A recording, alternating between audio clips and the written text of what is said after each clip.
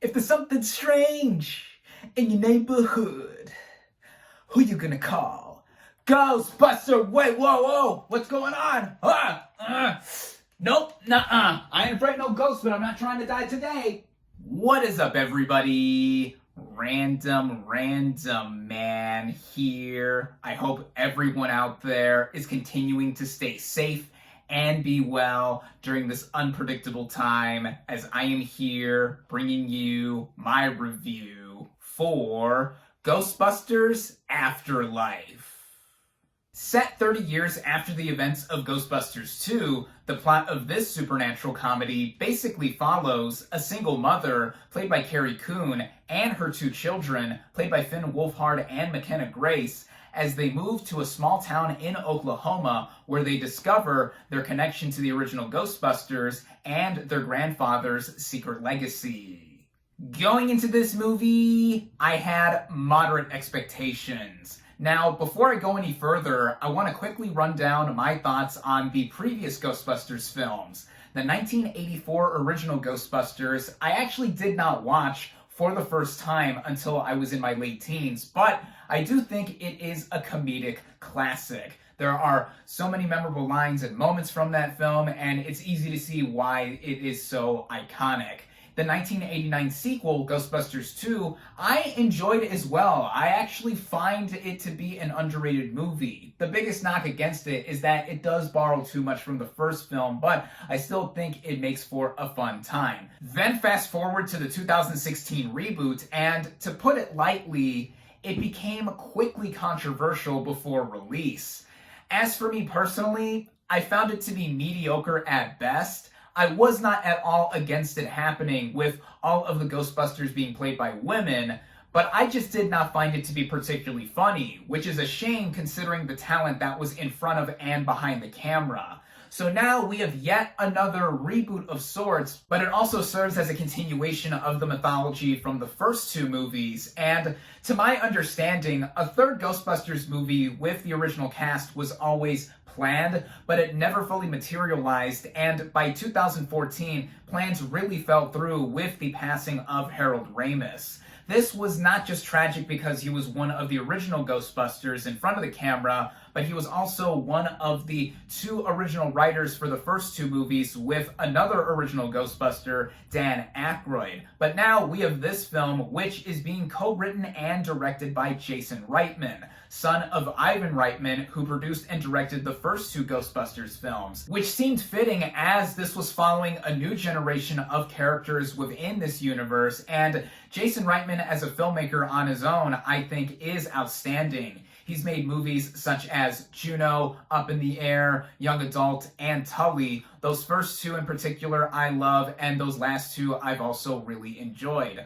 Luckily for me, I was able to head out and see this film at the first public screening, where it is only currently available in theaters. Starting out with the cast and their performances, I'm going to begin with who I think is the real MVP of this movie, McKenna Grace as Phoebe, who is the younger sister in this movie and also the granddaughter to the late Egon Spengler. This is one way the passing of Harold Ramis is addressed, and in terms of how Grace performs as this character, she is the easy breakout star of this movie. I've loved her in the past in other stuff that I've seen her in, such as 2017's Gifted alongside Chris Evans, and in that movie I thought she was a breakout star too, and if that movie wasn't going to make her a star, this movie certainly is. Her personality traits are akin to Egon in how quirky she is. She is very much into science and also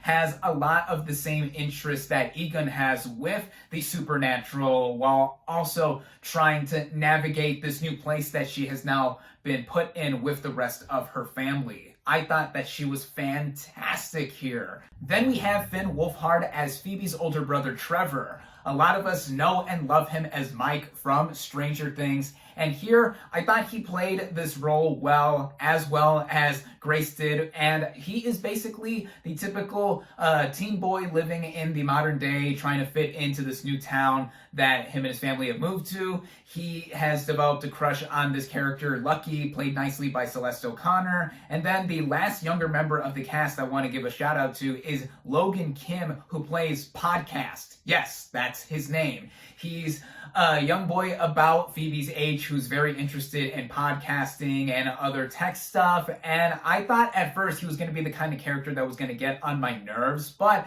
like Phoebe, there's a lot of similar quirky nature to him. And he does crack some jokes here and there that did make me laugh. I thought he was a neat addition to the cast. Then as for the two main adult players here, we have Carrie Coon as Callie, the mother to Phoebe and Trevor, and the daughter to Egon. And throughout the film, she is very scornful about the fact that Egon had abandoned her and her kids prior to the events of this movie. And I thought she did fine for what she had to do here. She's in the background oftentimes while also trying to deal with having just moved into this new town, and also occasionally having moments with this character played by Paul Rudd. People's sexiest man alive, Paul Rudd, as recently declared, I should say, and who wouldn't deny that? He is a damn good-looking man, and I want to look like that one day whenever I'm in my early 50s like he is. But anyway, he plays Mr. Groberson, the teacher at the summer school where Phoebe attends and also has met Podcast. And here, he's basically Paul Rudd. What's not to love about him in just about anything he shows up in? And like Phoebe and Podcast, he has an interest in the original Ghostbusters. He also shows some interest in Carrie Coon's Callie. I liked their romantic moments here and there, though they are not the main focus of the film, of course. Same thing with the romance between Trevor and Lucky. I would also be remiss if I didn't mention how the remaining main members of the original Ghostbusters film are in this movie, though I'm not going to say how specifically. I would leave that for you to discover in case you see this film. All in all, I think the acting here is very good, but again, as I mentioned before, the real MVP of this movie is McKenna Grace. The writing of this film, which was done by Jason Reitman and Gil Kenan, sets it up, as I said before, to take place 30 years after the events of the second movie. And right off the bat, it sets up something that happened in between the events of these films and also creates the main conflict that looms over the rest of the narrative. It also goes about it in a way to address the passing of Harold Ramis, where Egon is an integral part of this movie, even if he is not physically on screen. And with that, I think that also makes for the setup of the movie and following his descendants to be something interesting as well. Yes, we are focusing on a younger generation of characters mostly, the kids, I should say. But coupling that with the new setting of Summerville, Oklahoma in the summer season, I think makes for something refreshing and a nice change of pace from having the prior Ghostbusters films take place in New York City. And also having the characters just discover a mystery of the supernatural on their own, along with the legacy of the original Ghostbusters, kept the film moving along. Now, with that as well, it's clear that there's a lot of influence from the past in the franchise to this movie. I mean, for one thing, Ivan Reitman returns here to produce this film, and his son is directing. So there is that angle present. Yet there's also moments all around that one could consider moments of fan service, if you would. Now, usually, I don't like this sort of thing in movies. Films, even if they're a part of a bigger franchise, should be able to stand on their own without us having stuff thrown in our face to remind us, you remember this? Stuff like that straight up annoys me. I will say, though, the Easter eggs and other details calling back to the franchise's past, I did enjoy. I thought they were sprinkled in enough to where they weren't overbearing, but my main issue with how it connects back to the franchise's past, and this gets into my biggest issue with this movie, is that it rehashes the first film quite a bit, especially in its second half. Now, I mentioned earlier that though I did enjoy Ghostbusters 2, it did borrow from the first film, mainly in structure and what it was doing, also with the comedy, stuff like that. Here in Ghostbusters Afterlife, there are literal details, like literal elements of the first movie that come back with this movie. I cannot divulge specifically what unless I go into spoilers, but if you're a fan of Ghostbusters, you could probably get an idea as to what I'm talking about here, but I'll leave it at that there. And also say that this isn't the first time a decades-old franchise has done something like this whenever it is trying to reboot or follow up with a new entry that is also simultaneously passing the torch along to a new generation of players. On a more positive note though, while still talking about the writing, one thing that I will give this over the original Ghostbusters film is that the character development and the arcs across the narrative are more present and fleshed out here than even in the 1984 original. As though the original film, of course, is a comedic classic, the characters in that movie really have little to no depth to them. They basically start and end the movie being the same characters that they are, while also introducing the mythology of that franchise and also having all the iconic comedic moments there. Here, this mostly applies with the younger characters, and I thought that's what kept this movie running along. And also, the directing by Jason Reitman, he is emulating a lot of what his dad did in the first two movies, but I think he did it well. Also, this being his first bigger budgeted film that he has done in his filmography. He's more known to have done dramas, comedies, or dramedies, and they are not very high in scale. And here, I think he handles everything to a pretty solid degree, and this also brings me into some of the technical elements of this movie. This is a film that is well shot, and I think has a look about it that is very catching, getting into the action. Given that this is the latest film in the franchise,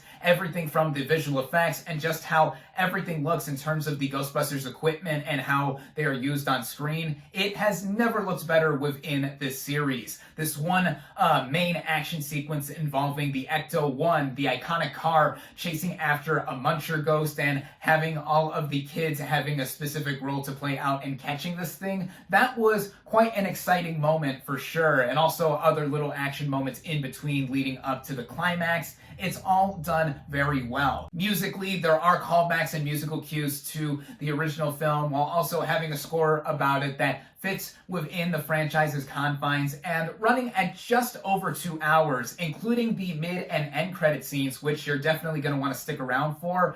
This film mostly ran well. There could have been moments that have been tightened up more or have sped up. Not that I was ever bored per se, but with how the movie was just going into a lot of exploration with these younger characters and just how they were quickly discovering the legacy of the Ghostbusters, it could have been sped up a bit, but I didn't think that this movie was overlong or dragged too much. By the time this film reached its last 10 minutes before the end credits, it had me land on the favorable side of this movie in what it did emotionally and how it wrapped up. And I feel like any fan of this franchise will get so much gratification in seeing this occur. You can probably infer what I am talking about and what is done within the final moments of this movie, but I think that given the circumstances of what was done and also making this film after the death of Harold Ramis, it just felt so right, and I just loved the impact that this movie had by its end. It ultimately led me to enjoy this movie overall, even with it relying on the franchise legacy as a whole, even with the narrative having doing so already. There's charm and heart across it that makes me feel like there is something in here for, of course, fans of the franchise and even those that are newcomers to the series and seeing the appeal of what made the Ghostbusters so iconic in the first place. It's certainly a big step up from the 2016 film, and I think it's about as on par with Ghostbusters 2. Again, I personally like that movie, and nothing is going to necessarily touch or top the original Ghostbusters film, but I can say that the legacy of this franchise with Jason Reitman doing right by the series overall, and I can assume with his dad as well. It's a fun time seeing ghosts get busted, and busted makes you feel good, if you know what I mean. Wait, that sounded wrong. Wait, scratch what I just said right now. Anyway, I recommend Ghostbusters Afterlife. My final verdict for Ghostbusters Afterlife is 3.5 out of 5 stars.